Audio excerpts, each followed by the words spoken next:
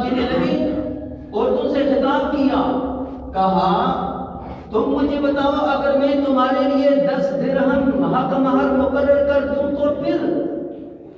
اللہ کے نبی علیہ السلام کی زوجہ مبارکہ آگے بڑھی، کہنے لگی عمر بے شک تیری شان بہت بڑی ہے، بے شک تو وہ عمر ہے بولتا زمین پر ہے، تیرا بولنا اللہ کو اتنا پسند آ جاتا ہے کہ آسمانوں سے قرآن بن جایا کرتا ہے، لیکن اے عمر اللہ تعالیٰ نے جس چیز کو جہاں پہ روک دیا بس وہیں پر پھیرنے دے، آگے مت بڑھائیے۔ اللہ تعالیٰ نے جب یہ چیز کو مقرر ہی نہیں کیا تو پھر تم کیوں مقرر کرتے ہو؟ اس وقت حضرت عمر بن خطاب رضی اللہ تعالیٰ عنہ انہی ہی قدموں کے اوپر پیچھے ہٹ گئے اور پھر امت کے اندر یہی اعلان کیا ہے کہ حق مہر شوہر کے اوپر بیوی کو دینا واجب اور ضروری ہے۔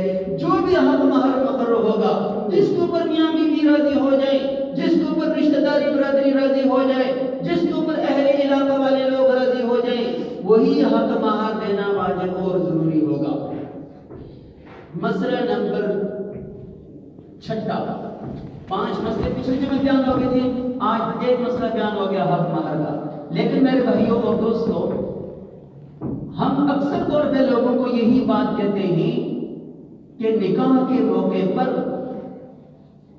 خاص کر کے شادیوں کے موقع پر جب عورت کے حق مہر کی بات آتی ہے، ہم میں سے ہر آدمی بہنوں والا ہے، بیٹیوں والا ہے، کسی کی بیٹیوں کی شادی ہے، کسی کی بہنوں کی شادی ہے۔ اس بات کو ذہن میں رکھیے گا، حق مہر زیادہ سے زیادہ رکھنا ہمارے لیے واجب اور ضروری ہے۔ کیوں؟ وجہ یہ ہے،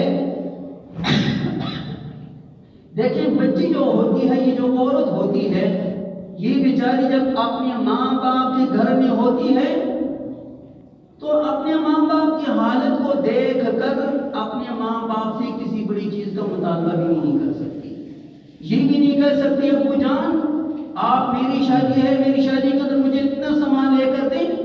بیوی بچی جو ہوتی ہے وہ اپنے ماں باپ سے لیتے ہوئے بھی شرماتی ہے۔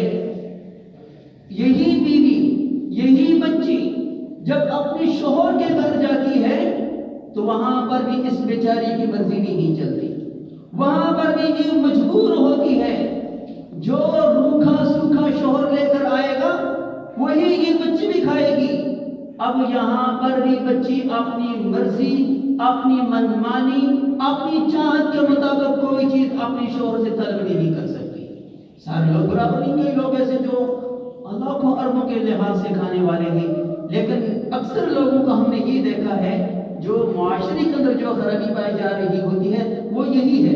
عورتوں پر سب سے بڑا ظلم اس دور کے اندر جو کیا جاتا ہے وہ یہ ہے کہ حق مہر بہت کم رکھا جاتا ہے۔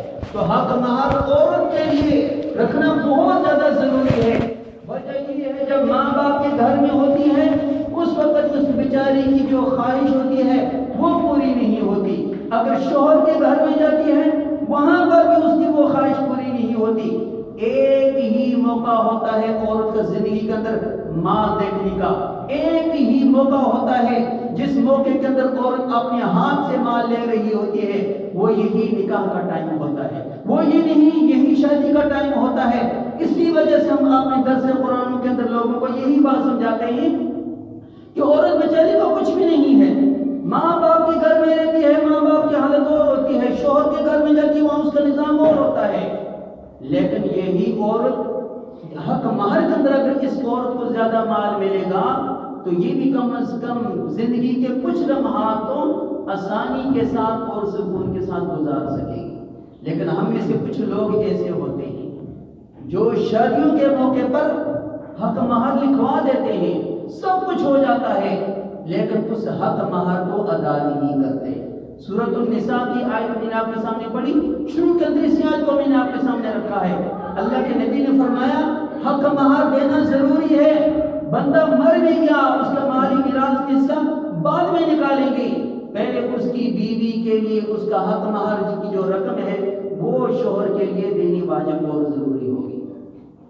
مسئلہ نمبر 7، کچھ ہمارے حضرات ایسے ہوتے ہیں، اکثر طور پہ ہوتا ہے کیونکہ ہم اکثر نکاح کی تقریب میں جاتے رہتے ہیں، خاص کر کے یہ ہمارے ڈیفنس والے لوگ اکثر طور پر جب ہم جاتے ہیں تو کہتے ہیں مولانا صاحب ہم تو بس اس کو کہیں گے، عورت کو کہیں گے وہ معاف کر دیں گے. نہیں میرے بھائیوں اور دوستوں، عورت خود اپنی مرضی سے شوہر کے لیے جو حق مہر بنتا ہے اس کو معاف کر دے تو وہ اس کی مرضی ہے. لیکن شوہر والے لوگ، شوہر کے خاندان، اس کی فیملی اب عورت کے پاس آتے ہیں، وہ ہاتھ جوڑتے ہیں، کہتے ہیں دیکھ اب اس گھر کی ملکہ بن گئی ہے، یہ سارا کچھ تیرے لیے ہی ہے. جب شروع میں لڑکی کی جب شادی ہوتی ہے تو سارے لوگ آتے ہیں، کبھی کون آ رہا ہے کبھی کون آ رہا ہے، وہ بڑی لمبے لیکچر باندھتے ہیں، یہ کوٹھی بھی تیری ہے، یہ سامان بھی تیرا ہے، یہ سب کچھ تیرا ہے. لیکن وہی لڑکی جب 6 سے 7 یا 8 مہینے گزرتے ہیں پھر اسی عورت کے اوپر ظلم اور ستم کرنا لوگ شروع کر دیتے ہیں. اسی وجہ سے ہم لوگوں کو کہتے ہیں لوگوں حق مہر زیادہ سے زیادہ مقرر کرو تاکہ تمہاری عورتیں، تمہاری بچیاں جب کسی کے گھر میں جائیں گی تو وہاں وہ پریشانی کا سامنا نہ کر سکیں. وہ جو ہے اپنے 2 وقت کی جو ان کی خواہش ہے وہ کم از کم پوری ہونی چاہیے. مسئلہ نمبر 8، حق مہر کے بعد رخصتی کا معاملہ ہو جاتا ہے. سب سے پہلے بات یہ سمجھے میرے بھائیوں اور دوستوں، رخصتی آج کل اکثر طور پر جو لوگ کرتے ہیں وہ شادی حال میں کر رہے ہوتے ہیں. ٹھیک ہے، وہ بھی ٹھیک ہے، لیکن بہتر طریقہ یہی ہے کہ بچی کی جو رخصتی ہو وہ اپنے گھر سے ہونی چاہیے. اس وجہ سے کہ حضور علیہ السلام نے فرمایا جب کسی بچی کی گھر سے رخصت ہو رہی ہوتی ہے، جب وہ اپنی شوہر کے گھر جا رہی ہوتی ہے تو آسمان سے 10 فرشتے اتر کر اس بچی کے اوپر اپنی رحمت کی چادر پکڑ کے لے کے جا رہے ہوتے ہیں. آج اسی چادر کو ہم نے مہندی کے اندر تقسیم کر دیا ہے. کہتے ہیں بھائی مہندی ہوگی تو وہ لڑکی والے لڑکے والے چادر لے کے گھوم رہے ہوتے ہیں. بہت سے رسم و رواج ہے، بڑے لوگوں کے ساتھ جا کے پھر ٹکرے لیتے ہیں، پھر یہ ہوتا ہے وہ ہوتا ہے. تو یہ وہ چادر نہیں ہے. یہ چادر میں جو آج کل ہم لوگ مہندی کے ٹائم استعمال کرتے ہیں، یہ چادر جب بچی رخصت ہو رہی ہوتی ہے 10 فرشتے آسمانوں سے اترتے ہیں، وہ اس بچی کے سر پہ پکڑ کر جیسے ہی یہ بچی اپنے شوہر کے گھر پہنچتی ہے اب یہ فرشتے اس کی اس چادر کو لپیٹ کے اللہ کے عرش کے سامنے لے کے چلے جاتے ہیں. اس چادر کے اندر جو اس نے اپنے باپ کی خدمت کی ہوگی، جو اپنی ماں کی خدمت کی ہوگی، جو اپنے بہن بھائیوں کی خدمت کی ہوگی، اللہ تعالیٰ اس سارے کے سارے اجر کو سمیٹ کر ایک عرش کے اوپر رکھ دیتے ہیں. جیسے ہی یہ اب شوہر کے گھر میں آ گئی، اب شوہر کی خدمت کرے گی، شوہر کے بچوں کی خدمت کرے گی، شوہر کی گھر کی رکھوالی کرے گی. اس کی ایک نیکی جب تک ماں باپ کے گھر میں تھی وہ نیکی اللہ نے شادی سے پہلے آسمانوں میں جمع کر دی. اب جب شوہر کے گھر میں جائے گی مرتے دم تک اس کی جو بھی نیکی ہوگی وہ یہاں پر جمع ہو جائے گی. پھر اللہ تعالیٰ جب یہ عورت مر جائے گی دنیا سے، ان دونوں نیکیوں کو اللہ تعالیٰ قیامت کے دن اس کے سامنے کر دیں گے. پھر اللہ تعالیٰ کہیں گے اگر نعوذ باللہ اللہ برے وقت سے محفوظ فرمائے اگر یہ عورت گناہگار ہوئی تو پھر اس کے سامنے ماں باپ کے گھر کی نیکیاں آ جائیں گی، ادھر شوہر کے گھر کی نیکیاں آ جائیں گی. جب اللہ تعالیٰ نیکیوں کو دیکھیں گے اللہ تعالیٰ کہیں گے اے عورت تو نے بہت بڑی نیکیاں کی ہوئی ہیں، ایک نیکی کا پلڑا ادھر سے آ رہا ہے ایک ادھر سے آ رہا ہے، اللہ کی رحمت کو جوش آئے گا. اللہ تعالیٰ فرمائیں گے نیکیاں ادھر سے بھی ہیں ادھر سے بھی ہیں، جا ان نیکیوں کے بدلے میں آج تیرے لیے میں نے جنت کو واجب فرما دیا. تو میرے بھائیوں اور دوستوں، رخصتی جو ہونی چاہیے یہ انسان کو اپنے گھر سے کرنی چاہیے تاکہ اس رحمت والی چادر کے اندر ہمارے گھر بھی آ جائے. دوسری جگہ پر اللہ کے نبی علیہ السلام نے یہ بھی فرمایا ہے کہ یہ گھر، یہ چادر جس گھر میں آتی ہے اس گھر سے اللہ تعالیٰ تمام کے تمام شیطانی جھگڑے جو فتنے فساد ہوتے ہیں اس چادر کی وجہ سے اللہ تعالیٰ ان ساری کی ساری چیزوں کو ختم فرما دیتے ہیں. لیکن میرے بھائیوں اور دوستوں، آخری مسئلہ جو یہ سمجھ لینا چاہیے کہ ہم شادیوں کے موقع پر یہ جو آج کل سلامی دے رہے ہوتے ہیں، ندرے وغیرہ دے رہے ہوتے ہیں، ٹھیک ہے، ہر ایک لوگوں کی برادری کے اندر اپنے اصول ہیں، اپنے رواج ہیں. ہمارا بھی اصول ہے، ہمارے ہاں بھی ایسا ہی ہوتا ہے. جب ہم لوگ اپنی شادیاں کرتے ہیں تو ہم شادیوں میں جب جائیں گے کھانا کھائیں گے تو 1000 روپے کا نوٹ تو ضروری پکڑانا ہوگا، دینا ضرور ہے، چاہے کچھ کھائیں یا نہ کھائیں دینا ضرور ہے. تو میرے بھائیوں اور دوستوں، اللہ کے نبی علیہ السلام نے ایسی چیزوں سے منع فرمایا ہے. میں نے اپنے پورے خاندان اور فیملی کے اندر، پورے اپنے برادری کے اندر جو ہم لوگ یہاں پر رہ رہے ہیں، ہم نے اصول یہ بنایا ہوا ہے، شادی کے موقع پر جو لوگ دیتے ٹھیک ہے وہ دے دیں، لیکن ہمارے ہاں ہماری فیملی کے اندر اصول اور قانون یہ ہے، اگر کوئی بھی ہمارا بیمار ہو جائے گا، وہ ہسپتال میں جب جائے گا تو لفافے کے اندر کم از کم 1000 روپے کا نوٹ ہونا ضروری ہے۔ بھائی شادی کے موقع پر آپ تو کھانا کھائیں گے، وہ شادی تو نہیں کیا آپ نے، وہ تو یوں سمجھیں آپ نے ایک ہوٹل پہ کھانا کھایا، اس کے پیسے آپ فلاں بندے کو دیا اور وہ لے کے جا رہا ہے۔ ایسی خدمت لوگوں کی، ایسی نیکی لوگوں کے ساتھ ہسپتالوں میں کریں جہاں انسان بہت بے بس ہو جاتا ہے۔ ذرا ہسپتالوں کی چکر لگائیں آپ لوگ، ہسپتالوں کو جا کے دیکھیں، انسان کی عقل حیران رہ جاتی ہے یہاں ہو کیا رہا ہے۔ تو خدا کے لیے ایسے کام کرنے سے بچیے۔ ان کاموں کو اگر ایجاد ہی کرنا ہے تو یہ ہسپتالوں کے اندر کریں، کسی غم اور پریشانی کے موقع پر اگلے کی خدمت کریں تاکہ اگلے کے دل سے دعا نکلے۔ جب یہ دعا نکلے گی تو پھر اللہ تعالیٰ جو ہے وہ انسان کی جو ہے ساری مشکلات کو ختم فرما دیتا ہے۔ آخری بات سمجھیے، ہمارے ہاں جب یہ ہوتا ہے، بچی کی جب رخصتی ہو جاتی ہے تو پھر لڑکے والے اس لڑکی کے اوپر پابندیاں لگا دیتے ہیں، تو نے اپنی اب ماں باپ کے گھر میں نہیں جانا، تو نے یہ بھی نہیں کرنا، وہ بھی نہیں کرنا۔ نہیں میرے بھائی اور دوستوں، خدا کے لیے میں اکثر طور پہ خواتین کو یہی بات سمجھاتا ہوں اور مردوں کو بھی یہی بات کہتا ہوں، تم کسی کی طرف انگلی کرنے سے پہلے یہ دیکھو، اگر یہی حکم جو آپ کسی کی بیٹی کو کہہ رہے ہو، آپ نے اس کے گھر میں بھی نہیں جانا، آپ نے اس کی بیٹی کے ساتھ بات نہیں کرنی، وہ میری بھابھی ایسی ہے، وہ میری فلاں ہے، وہ میری فلاں ہے۔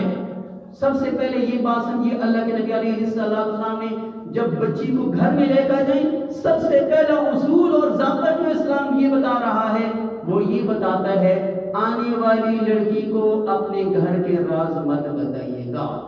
جو بھی انسان بچی کو لے کر گھر میں آتا ہے، جب اپنے گھر کے سارے راز بتا دے گا، بس سمجھ لیجیے اس انسان کا گھر تباہی اور بربادی کے دہانے پہ کھڑے ہو جاتا ہے۔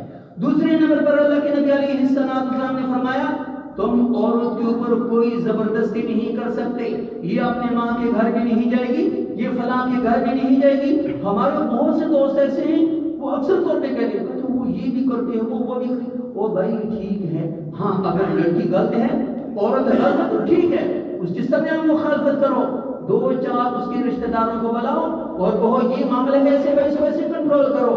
جب تک آپ 2-4 لوگ نہیں بٹھائیں گے اس وقت تک ہمارے مسائل کا بھی حل نہیں ہوں گے۔